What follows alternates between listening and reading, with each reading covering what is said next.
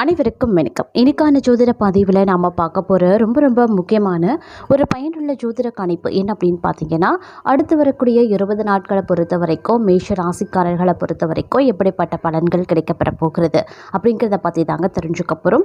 ஜூலை மாதத்தினுடைய கடைசி 20 நாட்கள் அப்படிங்கிறது ரொம்ப முக்கியமான ஒரு காலகட்டம் அப்படின்னு சொல்லலாம். இந்த காலகட்டத்தில் நவக்கிரகங்களில் ஏற்படக்கூடிய மாற்றம் அனைத்து ராசிக்காரர்கள் மத்தியிலையுமே வெகுவான தாக்கத்தை ஏற்படுத்த அந்த தாக்கம் மேஷ ராசியினருக்கு எப்படிப்பட்ட நிலைகளை உருவாக்க போகிறது, அவங்களுக்கு நன்மையாக இருக்குமா அல்லது தீமையான பலன்களை ஏற்படுத்துமா அப்படிங்கிறத பற்றின முழு தகவலை நீங்கள் தெரிஞ்சுக்க வீடியோவை ஸ்கிப் பண்ணாமல் கடைசி வரைக்கும் பாருங்கள். வீடியோக்குள்ளே போகிறதுக்கு முன்னாடி இது வரைக்கும் நீங்கள் நம்ம சேனலை சப்ஸ்கிரைப் பண்ணலை அப்படின்னா உடனே சப்ஸ்கிரைப் பண்ணிக்கோங்க. அப்படியே பக்கத்தில் இருக்கக்கூடிய நோட்டிஃபிகேஷனுக்கான பெல் பட்டனையும் ப்ரெஸ் பண்ணிக்கோங்க. சரி நீர்களே, வாங்க வீடியோக்குள்ளே போகலாம். மேஷராசிக்காரர்களை பொறுத்த வரைக்கும் ஜூலை மாதத்தினுடைய அடுத்து வரக்கூடிய 20 நாட்கள் அப்படிங்கிறது ரொம்ப முக்கியத்துவம் வாய்ந்த ஒரு காலகட்டம். இந்த காலகட்டத்தில் நவக்கிரகங்களினுடைய அமைப்பு அப்படிங்கிறது ஏற்றத்தாழ்வாக இருக்கப்பெறுகிறது. அப்படிங்கிறதுனால ஒரு கலவையான நிலையே ஒவ்வொரு விஷயத்திலையும் ஏற்படுவதற்கான வாய்ப்புகள் இருக்குது. ஒவ்வொரு விஷயத்திலையும் கொஞ்சம் நீங்கள் சிந்தித்து செயல்படுவது அப்படிங்கிறது அவசியமான ஒன்று அப்படின்னு தாங்க சொல்லணும். அப்படி இல்லைங்கிற பட்சத்தில் சின்ன விளைவுகளை நீங்கள் எதிர்கொள்ள வேண்டிய சூழ்நிலைக்கு ஆளாகவும் நேரிடலாம்.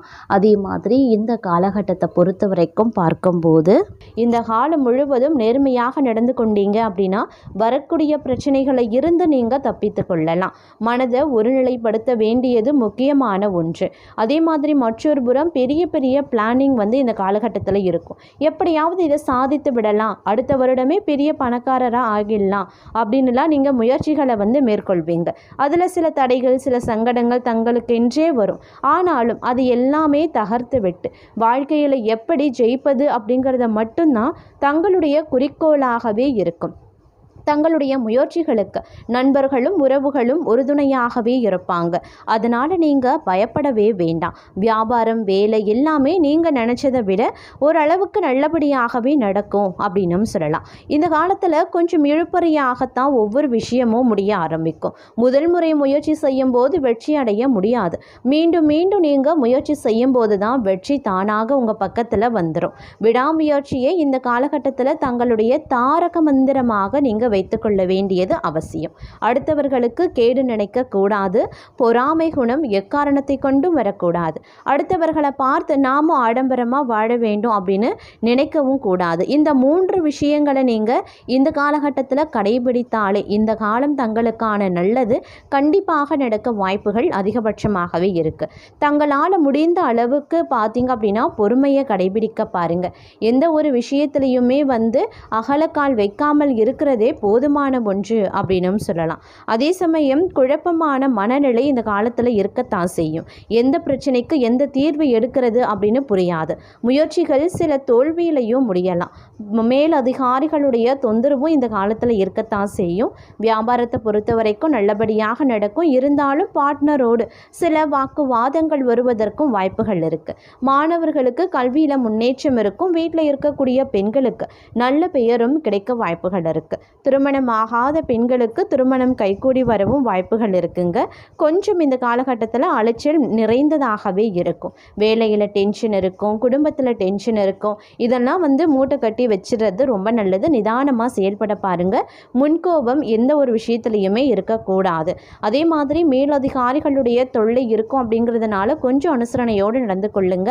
இல்லைங்கிற பட்சத்தில் தங்களுக்கு உரிய சலுகைகள் கிடைக்கிறதுல இன்னும் காலதாமதமாக வாய்ப்புகள் இருக்குது. அதே மாதிரி இதில் இருந்து எப்படிடா விடுபடுவது அப்படின்னு பல வகையில் நீங்கள் யோசிக்கவும் ஆரம்பிச்சிடுவீங்க. இருந்தாலும் நீங்கள் கவலைப்படாதீங்க. இந்த நேரத்தில் இறைவனினுடைய அருள் தங்களுக்கு பரிபூரணமாகவே இருக்கிறது. அதனால் இந்த நேரத்தில் எப்படிப்பட்ட பிரச்சனைகள் வந்தாலும் நீங்கள் எளிதில் சமாளிக்கவும் செய்வீங்க. இருந்தாலும் முன்கோபத்தின் காரணமாக பிரச்சனைகள் பூதாகரமாக ஆகும். அப்படிங்கிறதுனால கோபத்தை மட்டும் கட்டுப்படுத்தி கொள்ளுங்க. நிதானமாக செயல்பட பாருங்கள். அதே மாதிரி இருக்கக்கூடிய வேலை மனநிலையை தக்க வைத்து கொள்ள வேண்டியது முக்கியமான ஒன்று அப்படிங்கிறதையும் மறந்து விடாதீங்க. முன் கோபத்தை குறைச்சிக்கோங்க. நிதானம் மட்டும்தான் தங்களை உயர்த்தி தரும் அப்படிங்கிறதையும் நினைவில் வைத்து கொள்ளுங்க. எதிர்காலத்திற்கு தேவையான சேமிப்பை உயர்த்துவீங்க. செலவையும் குறைத்து கொள்ளுங்க. ஆரோக்கியத்திலையும் சற்று கவனத்தை செலுத்துவது அவசியமான ஒன்று அப்படின்னு தாங்க சொல்லணும். அதே மாதிரி திருமண சுபகாரியங்கள் தொடர்பான விஷயங்கள் தங்களுக்கு சாதகமாகுங்க. ஒரு சில நேரங்களில் பார்த்தோம் அப்படின்னா, அதாவது கடந்த காலத்துலலாம் பார்த்தோம் அப்படின்னா திருமணம் தொடர்பான விஷயங்கள் காலதாமதமாக இருக்கும், இழுபறியாக இருக்கும், ஒரு சுமூகமான முடிவை எட்டாமல் இருந்திருக்கும். ஒரு சிலர் பொறுத்த வரைக்கும் வரனே அமையாமலும் இருந்திருக்கலாம். ஆனால் இந்த காலம் நீங்கள் முயற்சிக்கக்கூடிய பட்சத்தில் கிரகங்களினுடைய அமைப்பு திருமண யோகத்தை தரக்கூடிய வகையில் இருக்குங்க. கண்டிப்பாக திருமண முயற்சிகளில் நல்ல சுமூகமான ஒரு முடிவு எட்ட வாய்ப்புகள் இருக்குது. இதனால் வரைக்கும் நீங்கள் வரன் தேடிக்கிட்டு இருக்கீங்க, அமையலை அப்படின்னாலும் உங்களுக்கு ஏற்றவாறு, உங்களுக்கு பிடித்தவாறு, உங்களுடைய குடும்பத்திற்கு ஏற்றவாறு நல்ல வரன் அமைவதற்கான வாய்ப்பும் அதிகபட்சமாகவே இருக்கிறதுங்க. அதே மாதிரி திருமணமானவர்கள் குழந்தை பாக்கியத்திற்காக ஏங்கி கொண்டிருக்கீங்க அப்படின்னா அந்த பாக்கியமும் தங்களுக்கு கிடைக்க வாய்ப்புகள் இருக்குது. நல்ல செய்தி தங்களை நிச்சயமாக தேடி வரும். அதனால் கவலைப்பட தேவையில்லைங்க. அதே மாதிரி எல்லா முன்னேற்றமும் கூடுதல் பொறுப்பை கொண்டு சேர்க்குங்க. அதனால் கொஞ்சம் கவனமாக இருங்க. திட்டமிட்டு செயல்படுவது அவசியமான ஒன்று அப்படின்னு நான் சொல்லணும். உங்கள் கையில் பார்த்தோம் அப்படின்னா இருப்பு அதிகரித்து காணப்பட்டாலும் அடுக்கடுக்கான செலவுகள், வரிசை கட்டி நிற்கக்கூடிய செலவுகள் காரணமாக கையிருப்பு கரைய ஆரம்பிக்கலாம். அதனால் திட்டமிட்டு பட்ஜெட் போட்டு நீங்கள் செலவுகளை மேற்கொள்வது அவசியமான ஒன்று அப்படின்னு தான் சொல்லணும். செலவை குறைத்து கொள்ளுங்க. கொஞ்சம் ஜாக்கிரதையாகவும் நிதானத்தோடும் நடந்து கொள்ள பாருங்க. முடிஞ்ச வரைக்கும் சேமிப்பை உயர்த்தி கொள்வது ரொம்ப ரொம்ப நல்லது அப்படின்னும் சொல்லலாம். இந்த காலத்தில் கொஞ்சம் நிதானம் தேவைப்படும். அவசரமாக எந்த வேலையையும் செய்ய வேண்டாம். அவசரமாக எந்த முடிவையும் நீங்கள் எடுக்க வேண்டாம். அதிலும் குறிப்பாக பணம் சம்பந்தப்பட்ட விஷயத்தில் கொஞ்சம் கவனமாக இருக்க பாருங்க. கொடுக்கல் வாங்கல்லையும் அதீத கவனத்தோடு இருக்கணுங்க. யாரையும் நம்பி யாருக்காகவும் எதற்காகவும் ஜாமீன் கையெழுத்து போடாதீங்க. அதே மாதிரி யாருக்காகவும் பரிந்து பேசாதீங்க. அதுவும் பிரச்சனையை இழுத்து விடலாம். அதே மாதிரி வியாபாரத்தில் முதலீடு செய்வதற்கு முன்பாக ஒன்றுக்கு பல முறை யோசிக்க பாருங்க. யோசிச்சு நீங்கள் ஒரு முடிவை எடுங்க. முதலீடு சம்பந்தப்பட்ட விஷயத்தில் அதீத கவனத்தோடு இருப்பது அவசியமான ஒன்று. அதே மாதிரி நீண்ட தூர பயணங்கள் ஏற்பட வாய்ப்பு அதிகமாகவே இருக்கு. ஆரோக்கியத்திலையும் கொஞ்சம் கண்ணும் கருத்தமாக இருக்க பாருங்க. குடும்பம் சம்பந்தப்பட்ட விஷயத்தில் பொறுமை காக்க வேண்டியது அவசியம்தான். கணவன் மனைவி வாக்குவாதம் அப்படிங்கிறது இந்த காலகட்டத்தில் செய்ய வேண்டாம். ஒருவருக்கொருவர் விட்டு கொடுக்க பாருங்க. அப்பதான் இந்த காலகட்டத்தில் நன்மை ஏற்படுவதற்கான வாய்ப்புகள் அதிகபட்சமாக இருக்கிறது அப்படின்னும் சொல்லலாம். இந்த நேரத்தை பொறுத்த வரைக்கும் சில பல விஷயங்களில் நீங்கள் எதிர்பார்த்தது ஒன்றா இருக்கும், நடக்கிறது வேறொன்றாகவும் இருக்கலாம். இருந்தாலும் அது கொஞ்சம் உங்களுக்கு மாறாக இருந்தாலும் அதில் பெரிய அளவில் உங்களுக்கு பாதிப்பு ஏற்படுறது கிடையாது. அதனால் நீங்கள் தாராளமாக நீங்கள் எதிர்பார்த்தது நடக்கலை அப்படின்னாலும் நீங்கள் பெரிய அளவில் கவலைப்படாதீங்க. என்ன நடக்குதோ அதை அப்படியே ஏற்றுக்கொள்ளுங்க. அதிலும் உங்களுக்கு நன்மை நடக்க வாய்ப்புகள் அதிகமாகவே இருக்கும் அப்படின்னும் சொல்லலாம். அதே மாதிரி நீண்ட நாட்களாக தங்களுக்கு பிரச்சனை கொடுத்து எதிரிகளினுடைய தொல்லை இனி வரக்கூடிய நாட்களில் இருக்காது அப்படின்னும் சொல்லலாம்.